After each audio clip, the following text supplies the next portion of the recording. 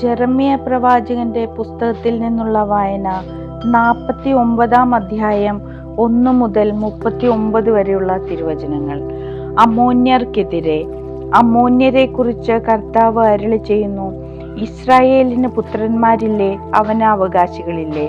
പിന്നെ എന്തുകൊണ്ടാണ് മിൽക്കോം ഗാദിന്റെ ദേശം പിടിച്ചടക്കുകയും അവന്റെ ആരാധകർ അതിന്റെ നഗരങ്ങളിൽ വാസമുറപ്പിക്കുകയും ചെയ്തത്? അമ്മോന്യരുടെ റബായ്ക്കെതിരെ ഞാൻ പോർവിളി ഉയർത്തുന്ന ദിവസം വരുന്നു.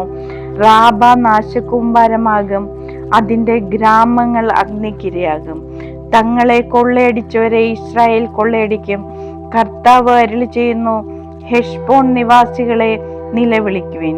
ആയ് ശൂന്യമായിരിക്കുന്നു. റാബയുടെ പുത്രിമാരെ, ഉച്ചത്തിൽ കരയുവിൻ. ചാക്കുടുത്ത് വിലപിച്ചുകൊണ്ട് അലയുവിൻ. തൻ്റെ പുരോഹിതന്മാരോടും പ്രഭുക്കന്മാരോടുമൊപ്പം മിൽക്കോം വിപ്രവാസിയാകും. തൻ്റെ അധരത്തിൽ വിശ്വാസം അർപ്പിച്ച, ആര് എനിക്കെതിരെ വരുമെന്ന് ജൽപ്പിച്ച അവിശ്വസ്തരായ പുത്രി, നിന്റെ താഴ്വരകളെ കുറിച്ച് നീ തന്നെത്താൻ പുകഴ്ത്തുന്നതെന്തിന്?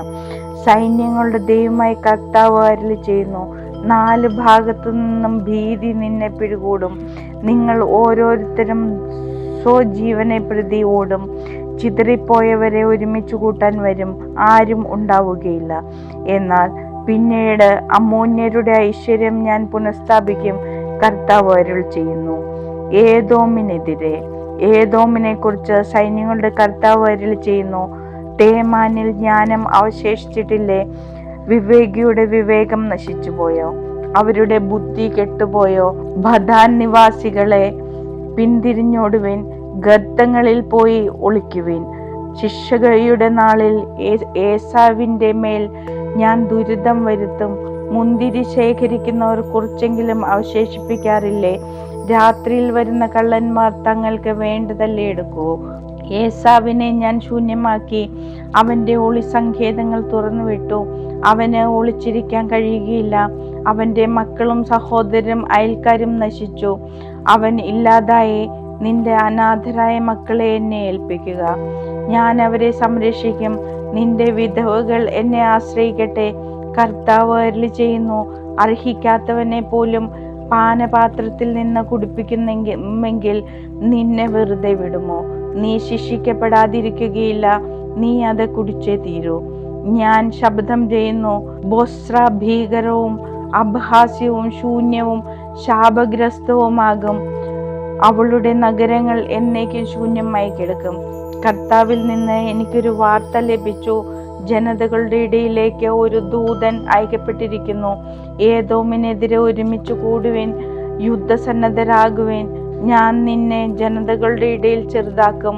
മനുഷ്യരുടെ ഇടയിൽ നിന്നാപാത്രവും പാറക്കെട്ടുകളിൽ വസിക്കുകയും ഗിരിശൃംഗങ്ങളെ കീഴടക്കുകയും ചെയ്ത നീ, അന്യരിൽ ഉണർത്തിയ ഭീതിയും നിന്റെ ഗർവം നിന്നെ വഞ്ചിച്ചു.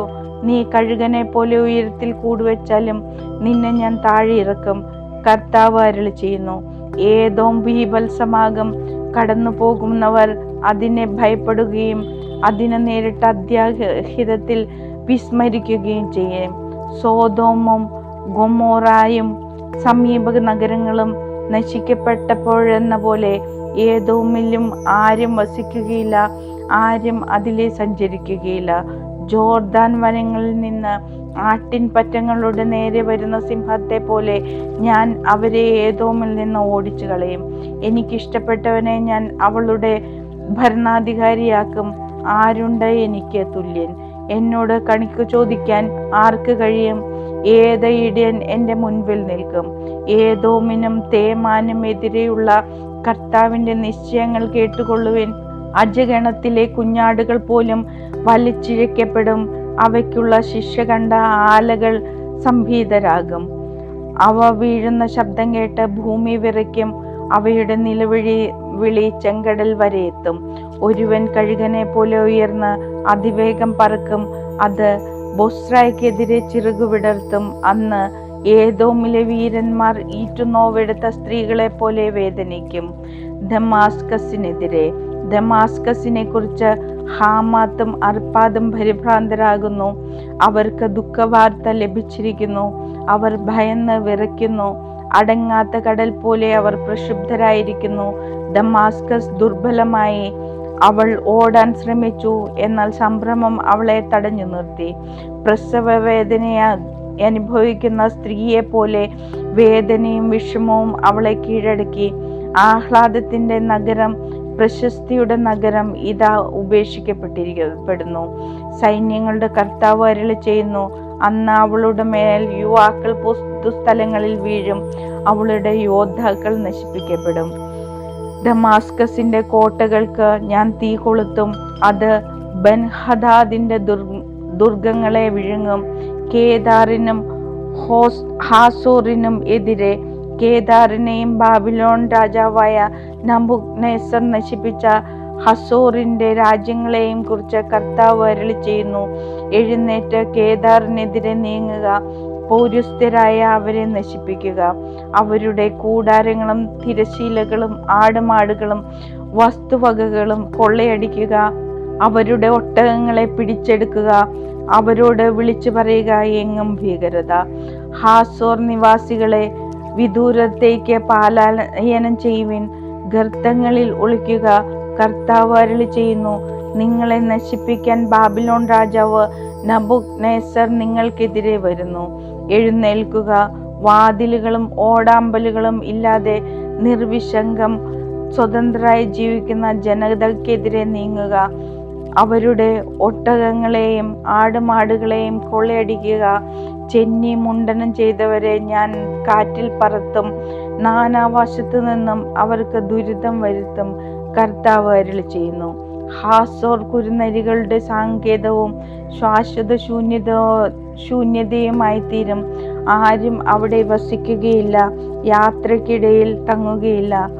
ഏലാമിനെതിരെ, യൂദ രാജാവായ സെദക്കിയായുടെ ഭരണത്തിന്റെ ആരംഭകാലത്ത് ഏലാമിനെ കുറിച്ച് ജെറമ്യായ്ക്ക് ലഭിച്ച കർത്താവിന്റെ അരുളപ്പാട്. സൈന്യങ്ങളുടെ കർത്താവ് അരുളി ചെയ്യുന്നു, ഏലാമിന്റെ വില്ല് ഞാൻ ഒടിക്കും, അതാണ് അവരുടെ ശക്തി. ഞാൻ ഏലാമിന്റെ മേൽ ദിഗന്ധങ്ങളിൽ നിന്ന് കാറ്റുകളെ അയക്കും, അവർ 4 പാടും ചിതറും. ഏലാമിൽ നിന്ന് ഓടിപ്പോകുന്നവർ അഭയം തേടാത്ത ഒരു രാജ്യവും ഉണ്ടായിരിക്കുകയില്ല. വേട്ടയാടുന്ന ശത്രുക്കളുടെ മുൻപിൽ സംഭീതരാകാൻ ഞാൻ അവർക്ക് ഇടവരുത്തും. എന്റെ ഉഗ്രകോപത്തിൽ ഞാൻ അവർക്ക് അനർത്ഥം വരുത്തും. അവരെ ഉന്മൂലനം ചെയ്യുന്നവരെ വാൾ അവരെ പിന്തുടരും. എന്റെ സിംഹാസനം ഏലാമിൽ ഞാൻ ഉറപ്പിക്കും, അവരുടെ രാജാവിനെയും പ്രഭുക്കന്മാരെയും ഞാൻ നശിപ്പിക്കും. കർത്താവ് അരുളി ചെയ്യുന്നു. എന്നാൽ അവസാന നാളുകളിൽ ഏലാമിന്റെ ഐശ്വര്യം ഞാൻ പുനഃസ്ഥാപിക്കും. കർത്താവ് അരുളി ചെയ്യുന്നു.